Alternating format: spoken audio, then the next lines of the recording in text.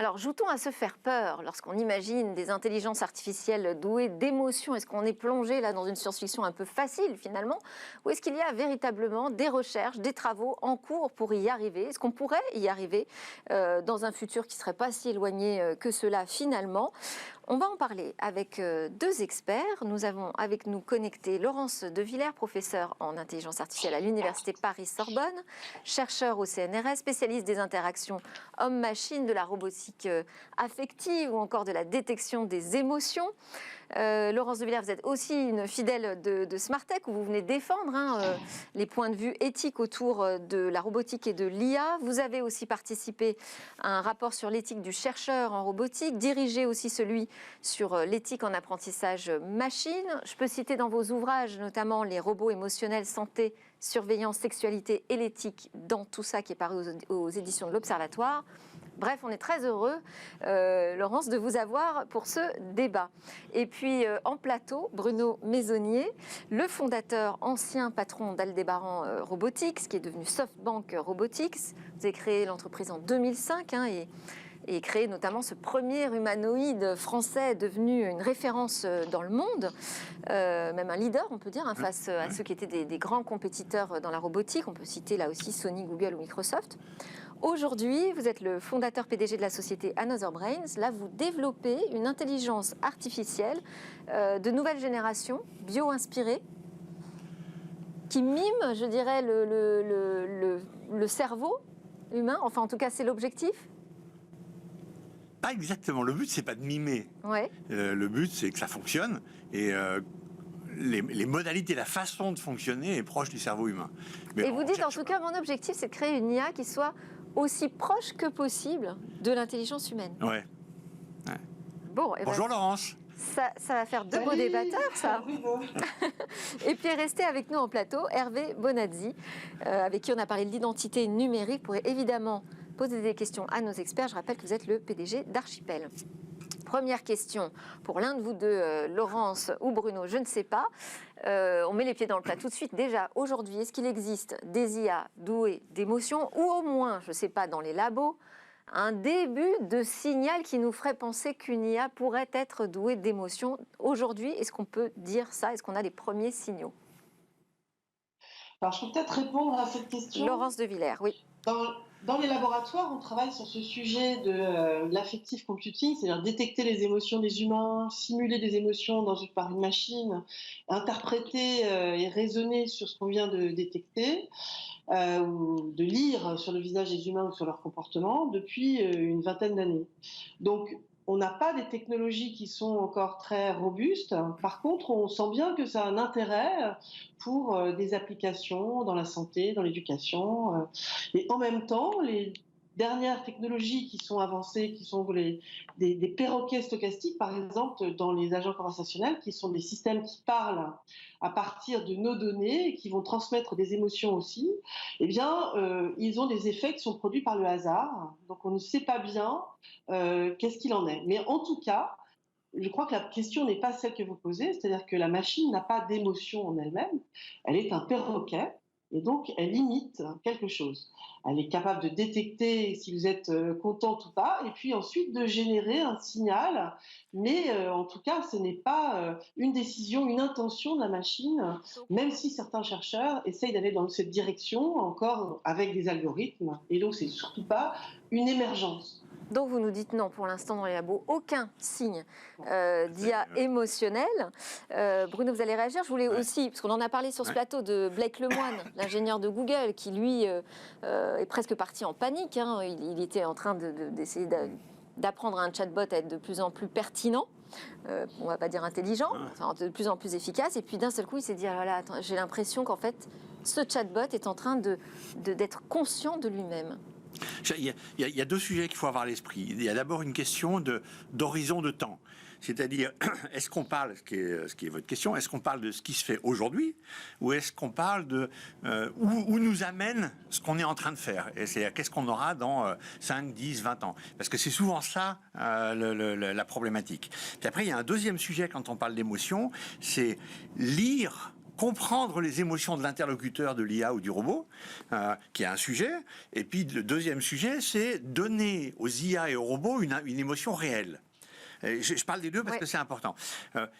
Laurence a parfaitement raison. Lire les émotions d'un interlocuteur, il y a des tas de travaux là-dessus, il y a des choses qui se font, ça marche plus ou moins bien, on s'améliore. Mais si on veut qu'une IA ou un robot soit capable d'interagir avec quelqu'un, il faut être capable de comprendre ce qu'il transmet. Or, dans la communication, la part émotionnelle est essentielle. Enfin, c'est pas d'abord les mots qui transmettent l'information, c'est tout le body language, c'est toute la partie. Ça veut dire qu'il va falloir que l'IA soit capable de ressentir ses émotions pour apporter une bonne réponse. De comprendre dans quel état émotionnel est l'interlocuteur, voire de mimer ça pour lui faire passer des messages. Voilà. Ça, c'est quelque chose qui est important.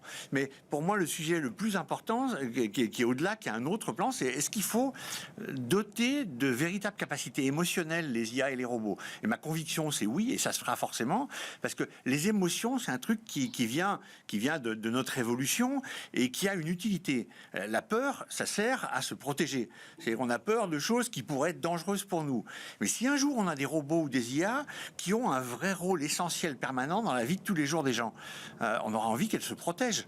Et la meilleure façon qu'on aura pour faire ça, dans un système qui est ouvert, ça sera de les doter, de leur donner une capacité à ressentir quelque chose de l'ordre de la peur ou de l'ordre de l'affection, si on veut au contraire, qu'ils soient en permanence tournés vers les humains pour aider les humains, bénéfiques aux humains. Il faudra qu'on les dote d'une capacité d'aimer les humains et de les prendre en compte toujours dans le sens positif. Donc un jour, on donnera aux robots et aux IA des émotions véritables. Ils auront des émotions qu'on aura choisies ou qu'on aura... mais c'est pas pour tout de suite, on n'est pas encore là-dedans. On n'est pas encore là-dedans, mais vous dites c'est souhaitable, il peut y avoir des usages même où ça peut être vital finalement de travailler sur une sorte d'autonomie, de conscience d'elle-même des IA. La peur, ça nous protège, hein. Laurence de Villers là-dessus, sur travailler sur de vraies émotions pour les intelligences artificielles, ça vous semble intéressant comme champ à explorer également? Je voudrais revenir sur ce terme de vrai. En quoi c'est vrai? Parce que la machine n'a pas d'intériorité, elle n'a pas de conscience, elle n'a pas de... Qu'est-ce qui fait que ce qui est vrai? Ce qui est vrai, c'est que des industriels vont mettre en œuvre des machines qui auront certaines manifestations émotionnelles. Il ne faut pas parler de vraies émotions, ce sera des émotions parce qu'on a mis un stratagème, un algorithme dans la machine qui est capable de générer une empathie particulière, de montrer de la peur, de montrer de la douleur. Il faut faire très attention avec cela. Qu'est-ce que ça veut dire au niveau... revenons sur quelque chose. Moi, je suis très pour, effectivement, qu'on utilise ces émotions dans certains cadres. Ça ne serait pas éthique de ne pas le faire. Donc je pense qu'il y a un vrai sujet qui est l'assistance à l'autre. Maintenant, que ce soit fait pour du marketing, que ce soit fait pour nous manipuler, pour avoir plus d'attention vis-à-vis de ces machines, ou rentrer en dépendance de ces machines, ce n'est pas souhaitable. D'autre part, qu'est-ce que l'intimité avec ces machines? Qu'est-ce qu'on va devenir avec une intimité forte avec ces machines? C'est un sujet. Ensuite, est-ce qu'elles vont pouvoir nous tromper, nous manipuler, suggérer des choses qui ne seraient pas forcément très bien pour nous? C'est un autre sujet. Et dans le travail, par exemple, si vous avez des systèmes autour de vous qui coopèrent avec vous et qui sont émotionnels, est-ce qu'ils seront que positifs? Est-ce qu'ils vont avoir le droit de mentir, d'être agressifs avec vous? Qu'est-ce qu'on veut? Et pour cela, et même les différences culturelles, finalement, qui va faire ces systèmes?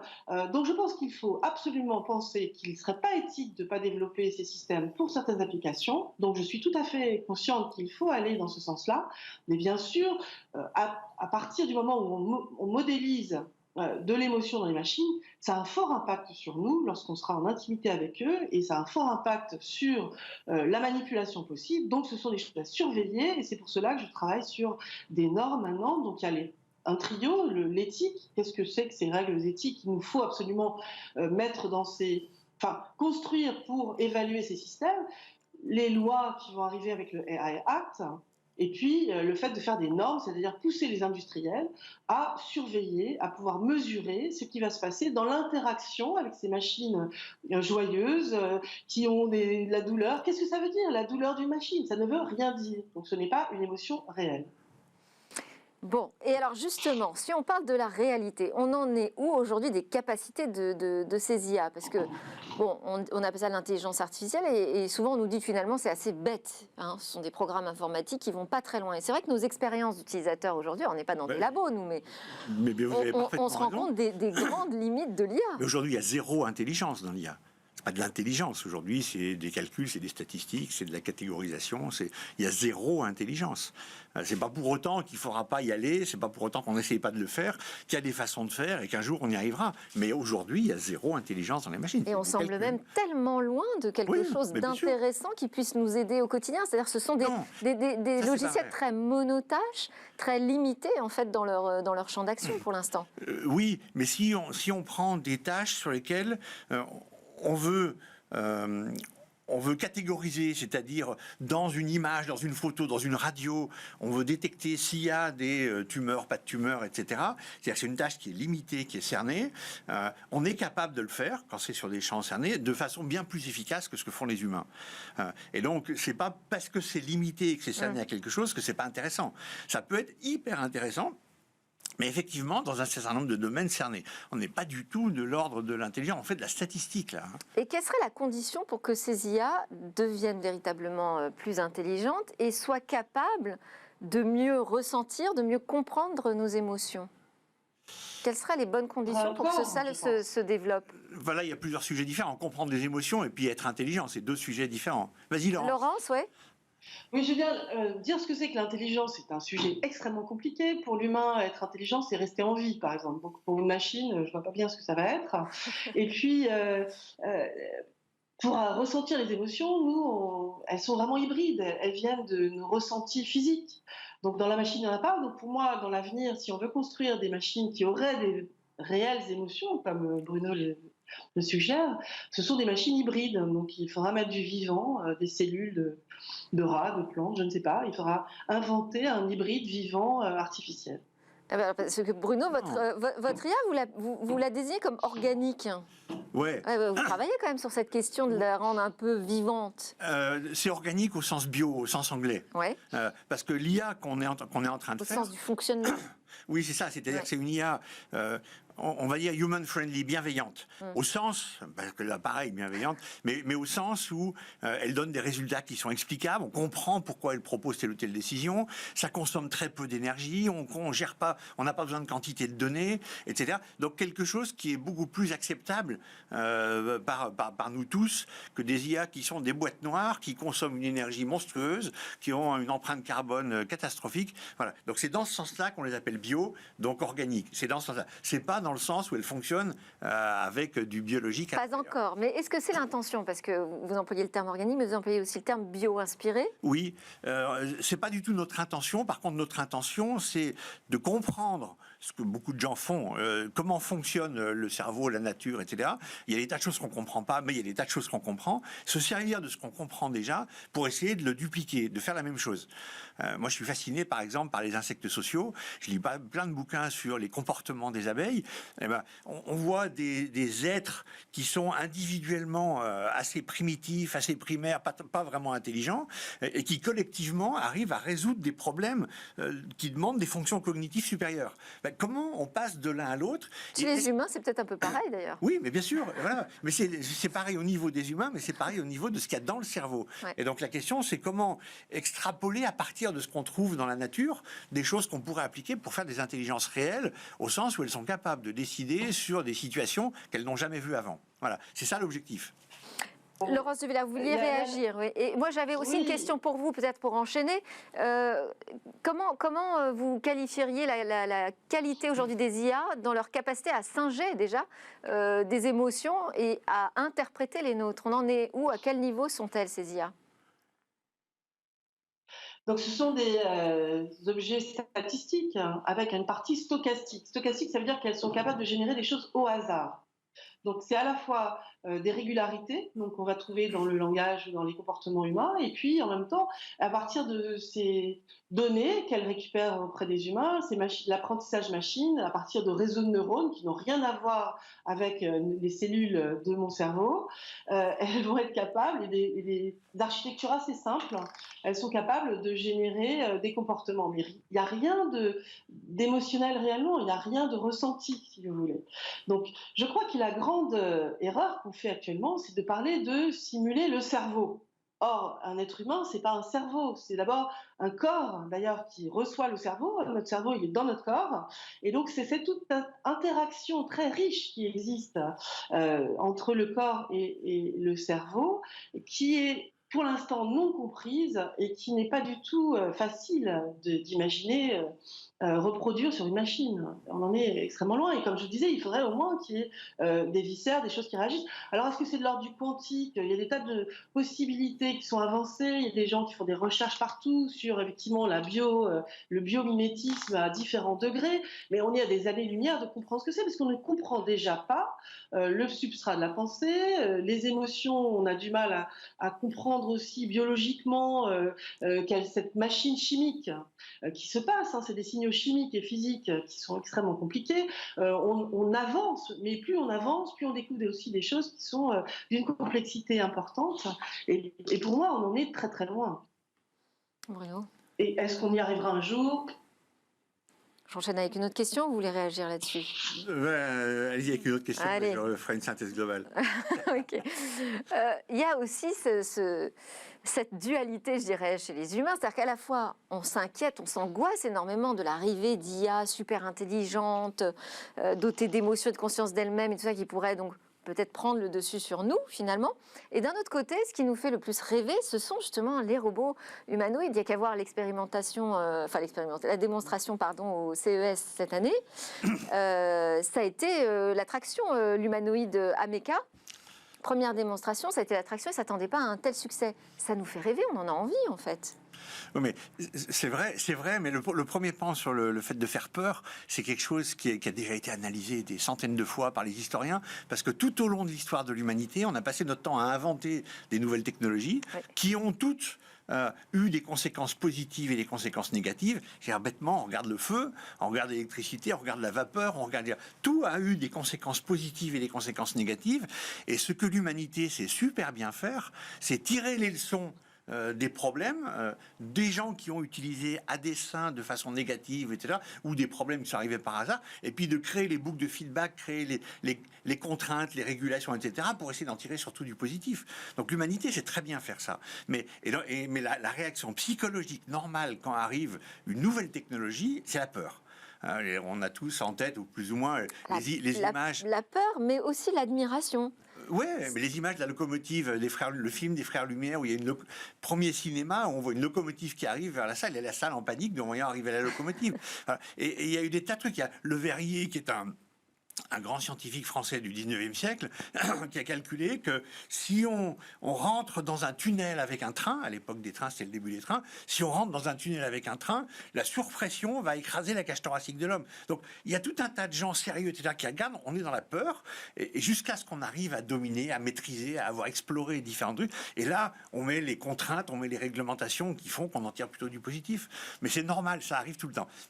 Bon, ça c'est va normal. arriver avec l'IA, avec la robotique. Il y aura des problèmes, il y aura du positif, et on mettra les réglementations et les règles qui vont bien, et on en tirera surtout du positif. Mais moi, je vous prends un peu à contre-pied tous les deux là-dessus, parce que je vois quand même que c'est très désirable, ces robots humanoïdes qui singent nos expressions, qui ont l'air si humains. C'est aussi quelque chose de désirable quand on voit l'attention qui est portée par le public à ces expérimentations. On peut parler aussi de Erika, la première présentatrice qui a obtenu un rôle au cinéma. Donc, si c'est désirable, ça veut dire qu'il va y avoir un business qui va naître autour de ça aussi. Laurence de Villers, sur ces recherches aussi qui sont faites du côté de l'entreprise, parce qu'on voit bien les débouchés de ces robots émotionnels. Oui, je pense que ça intéresse énormément le monde économique, puisqu'on se rend compte du fort pouvoir de manipulation de ces machines émotionnelles. Comme vous dites, il y a un désir toute façon, fondamentalement, l'être humain veut se prendre pour Dieu, là, quelque part. Il veut créer des êtres à son image. Il y a déjà quelque chose derrière d'incroyablement proche des mythes fondateurs de l'humain qui va chercher à reproduire toujours une forme humaine qui lui ressemble. Donc, c'est assez étrange. Pourquoi d'ailleurs le monde masculin s'intéresse énormément à ça, plus que le monde féminin? On pourrait se poser la question. Ça, je ne sais pas. Oui. Je pense qu'on en est extrêmement loin. Est-ce que c'est souhaitable? Pas sûr, parce que d'abord, il va y avoir une énorme dépense d'énergie autour de tous ces systèmes. Le plaisir et le désir qu'il y a derrière, c'est du marketing aussi, que font beaucoup les industriels autour de ces systèmes qui n'existent pas. Et je pense qu'on ne fera pas une machine intelligente si elle n'a pas physiquement, qui nous ressemble en tout cas, si elle n'a pas physiquement aussi une façon de ressentir. Et ça, on ne l'a pas si on n'a pas de vivant. Merci beaucoup à tous les deux. En tout cas, s'il y a du business derrière, ça pourrait accélérer quand même la cadence dans ce domaine. Merci beaucoup Laurence de Villers d'avoir été connectée avec nous. Laurence de Villers du CNRS et Bruno Maisonnier d'Another Brain. Je vous libère tous les deux, mais je vais garder Hervé Bonazzi. Il n'a pas eu le temps de réagir, désolé. Mais justement, je vous garde dans l'émission, comme ça on continue ensemble. Juste après la pause, c'est le rendez-vous des cryptos.